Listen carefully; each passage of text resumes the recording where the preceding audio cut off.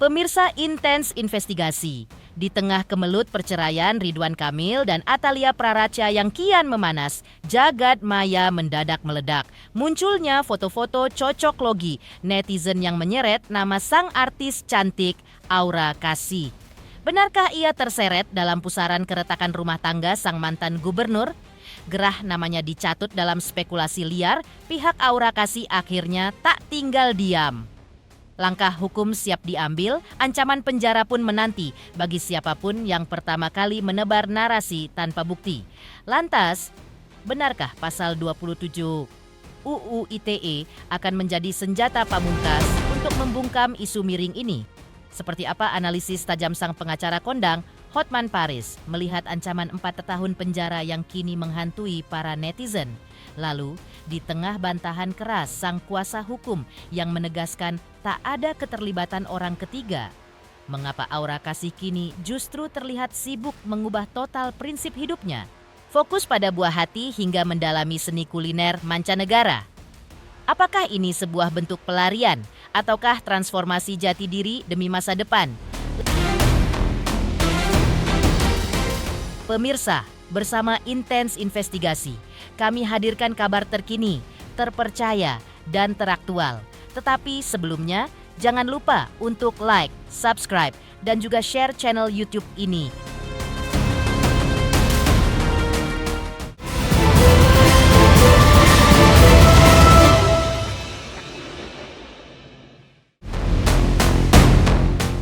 Mengejutkan, jagat media sosial kini tengah dihebohkan dengan munculnya foto-foto cocok logi netizen yang mengaitkan nama Aura Kasih dengan rumah tangga Ridwan Kamil. Merasa dirugikan oleh spekulasi tersebut, pihak Aura Kasih menyatakan keberatannya dan berencana mengambil langkah hukum bagi pihak yang menyebarkan informasi tidak berdasar tersebut. Menanggapi isu yang tengah ramai ini, praktisi hukum Hotman Paris pun turut memberikan pandangannya. Menurut Hotman, tindakan menyebarkan narasi yang merugikan nama baik di media sosial dapat dijerat dengan pasal 27 ayat 3 Undang-Undang ITE yang membawa ancaman hukuman hingga 4 tahun penjara. Menurut Bang Hotman, mengenai dugaan menyebarkan berita bohong yang menfitnah, itu kenapa pasal 27 ayat 3 Undang-Undang ITE ancaman hukumannya 4 tahun. Tapi kalau benar itu perselingkuhan bisa dibuktikan, itu menjadi abu-abu apakah pidana atau tidak, karena surat keputusan bersama dari Kejaksaan Agung sama Kapolri dan Menteri Informasi bahwa apa yang diungkapkan fakta itu bukan merupakan tindak pidana. Kalau di bawah 5 tahun bisa ditahan sampai putusannya sudah berkekuatan hukum tetap, misalnya sampai kasasi seperti si botak itu, nanti sampai kasasi. Kalau itu sudah baru ditahan. Memang pengertian menyebarkan itu kan kalau bisa diakses semua orang. Nah, sejauh mana dia menyebarkannya gitu loh. Ya, jadi dilihat dari konteks perbuatannya sejauh mana dia melakukan itu. Seberapa aktif dia? Apakah karena insiden doang dikasih ke teman atau memang sengaja menyebarkan? Kalau disebarkan ke puluhan orang, ya berarti itu sudah niat menyebarkan gitu loh. Sebelumnya, kuasa hukum Aura Kasih menegaskan bahwa kliennya sama sekali tidak mengetahui perihal tuduhan yang mengaitkan namanya dengan rumah tangga Ridwan Kamil. Lewat kuasa hukumnya, secara tegas, Aura Kasih membantah seluruh isu tersebut dan menyatakan bahwa informasi yang beredar adalah tidak benar. Sebagai bentuk keseriusan, pihak kuasa hukum kini tengah mengumpulkan bukti-bukti untuk melaporkan oknum yang pertama kali menyebarkan isu tersebut ke jalur hukum.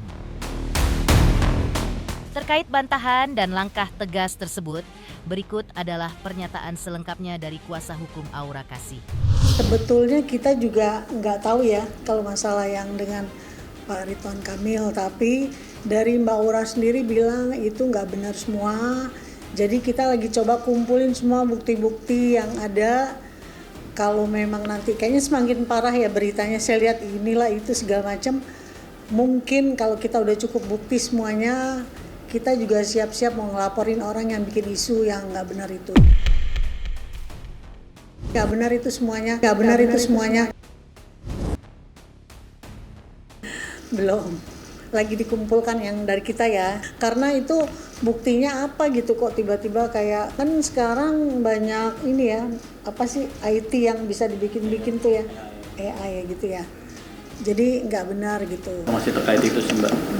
Dan soal tadi sosial media itu kan haknya dia ya, mungkin ya dia merasa terganggu dengan komen-komen warga masyarakat yang lumayan offended lah. Jadi untuk menjaga ketenangan juga lah ya, itu hak dia kembali lagi. Kita belum bisa banyak komentar sih terkait itu kan juga ranah privasi ya sebenarnya, nggak usah terlalu digubris lah. Kita fokus ke perwalian anak.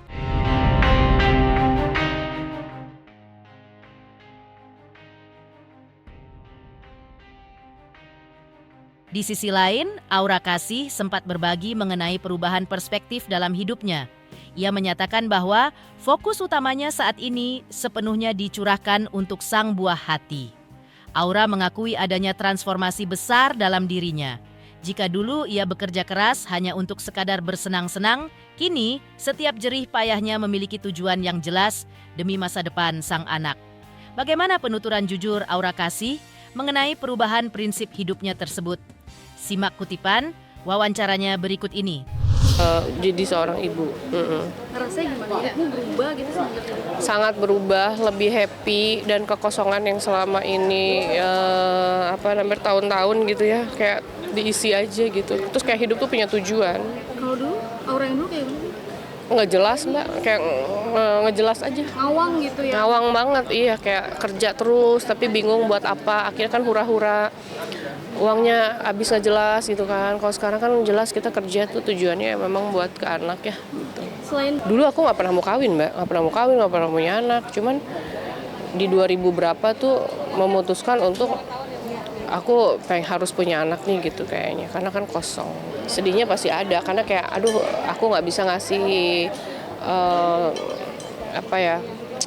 keluarga yang perfect buat dia, yang normal. Kadang kalau lihat orang kan kayak masih ada suaminya, ada bapaknya, ada ibunya, ada anaknya gitu, kayak perfect ya gitu. Tapi ya balik lagi nggak boleh di iniin lah, kasih pengertian aja gitu kan. Terus juga kita mau lakuin sesuatu tuh ada remnya gitu. Kayak kita mau ngapain apa tuh kita inget anak, kayak aku liburan nih gitu, habis liburan nggak boleh lama-lama gitu karena harus sama anak kan, kasihan gitu. Terus kayak kita mau main juga nggak boleh terlalu pulang malam, kasihan gitu aja.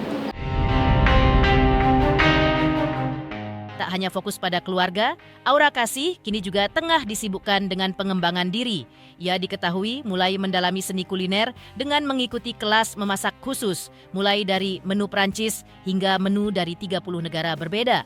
Demi keseimbangan hidup, Aura kini lebih selektif dalam bersosialisasi dan mulai membatasi tawaran pekerjaan di dunia film. Selain fokus mengurus sang buah hati, ia juga dikabarkan tengah merintis bisnis baru sebagai prioritas aktivitasnya saat ini.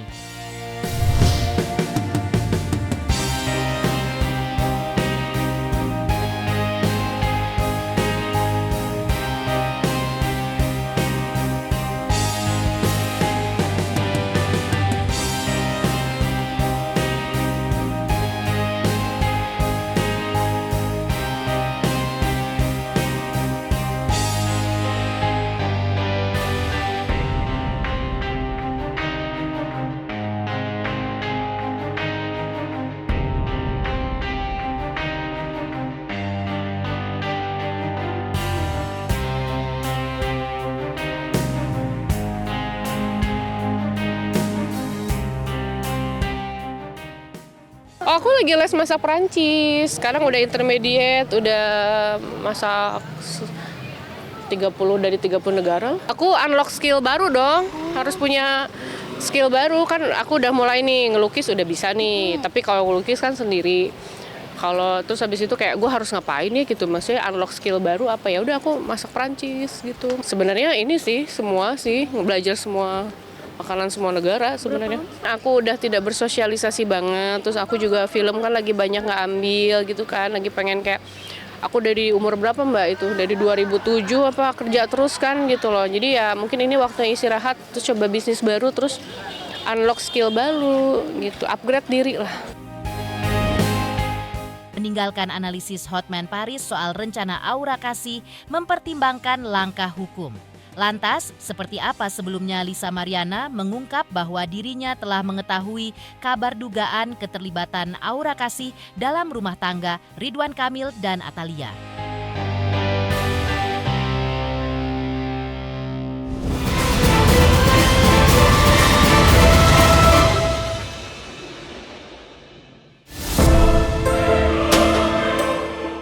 Di tengah ramainya isu ini, sosok Lisa Mariana akhirnya turut memberikan tanggapan.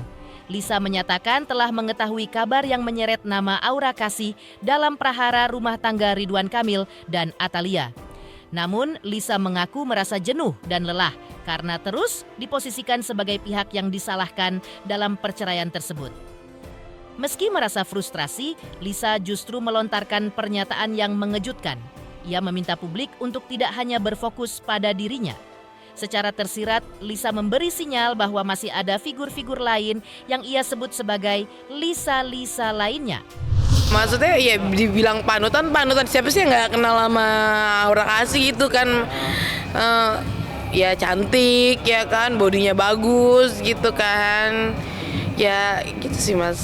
Sebenarnya udah tahu aja gitu. Sebelumnya sih aku udah tahu, nggak memantau karena kan memang kan dulu kan bapak sama aku kan emang ya ada hubungan gitu kan. Gini loh Mas, maksudnya kayak capek gitu kan adanya perceraian ini, Bu Cinta dan bapak, aku yang disalahkan. Padahal kan bukan aku aja gitu, masih banyak ya bisa aku sebut ya. Aku bilang ya Lisa-Lisa yang lain gitu kan. Lebih lanjut, Lisa Mariana juga memberikan klarifikasi terkait permintaan maafnya kepada Atalia Praratya. Lisa mengakui adanya rasa bersalah dan menyatakan bahwa upaya permohonan maaf tersebut sebenarnya sudah ia sampaikan sejak setahun yang lalu. Lisa juga mengungkapkan rasa prihatinnya atas keputusan Atalia yang melayangkan gugatan cerai kepada Ridwan Kamil. Ia mengaku turut merasa sedih mendengar kabar keretakan rumah tangga pasangan tersebut. Berikut adalah pernyataan lengkap dari Lisa Mariana. Sebenarnya gini, kalau untuk permintaan maaf itu aku udah dari dulu ya. Udah dari ya 1 tahun yang lalu lah gitu. Cuman kan Bu Cintanya kan belum balas gitu, belum respon. Ya nggak apa-apa gitu. Ya syukur-syukur kalau misalnya ada yang mau menjembatani aku untuk bertemu dengan Bu Cinta itu alhamdulillah banget gitu. Karena aku memang sekarang aku kan udah jadi seorang istri dan aku rasa apa yang ibu rasa gitu. Jadi memang pas aku DM itu aku keadaan bangun tidur dan tiba-tiba hatiku tuh tergerak melo gitu. Makanya aku langsung DM kayak gitu. Ya mau minta maaf yang sedalam-dalamnya gitu. Dulu pernah melakukan kesalahan yang fatal 4 atau 5 tahun yang lalu, jadi perlu. Karena saya akui saya salah. Aku sekarang gini loh, aku niatnya memang meminta maaf gitu. Biar hatiku juga tenang, terus ke depannya juga ya lebih apa sih Mas? Kalau orang udah minta maaf terus dimaafin kan lebih lega. Yang penting udah niatnya aja sih baik. Kan udah dari dulu ya kalau dicap sebagai orang ketiga ya gitu. Aku lebih kekasihan sih sama ibu sih gitu. Aku nggak mau buka di sini. Ya kan yang seperti udah ada di media ya gitu kan, ya kalian tau lah gitu. Apakah memang kamu sadar? Iya, karena bisa sekuat itu dan ya sebertahan itu.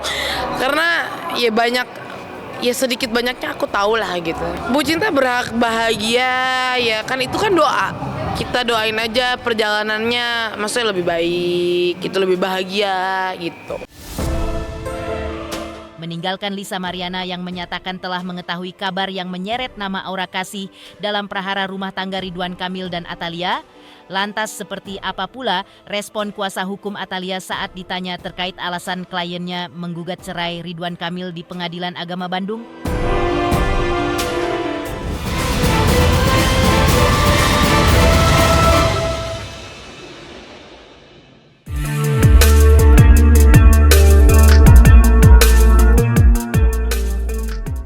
Pemirsa, intens investigasi.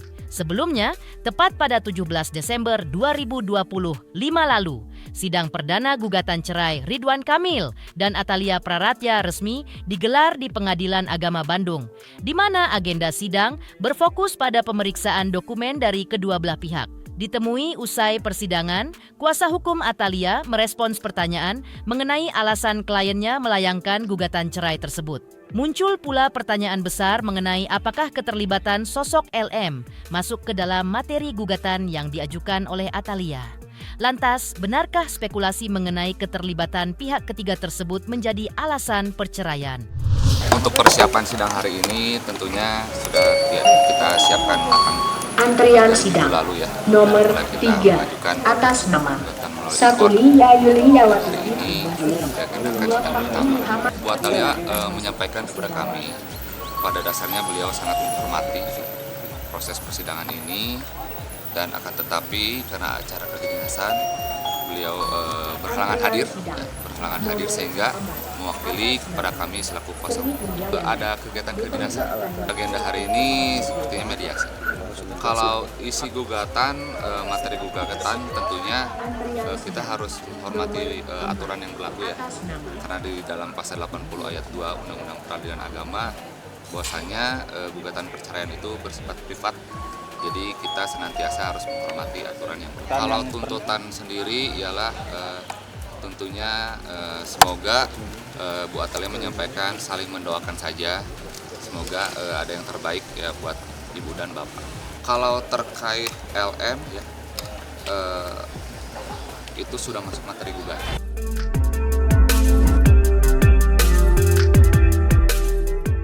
Pemirsa Intens Investigasi, jangan lupa saksikan terus Intens Investigasi dan pastikan jangan lupa untuk like, subscribe, share, dan juga komen.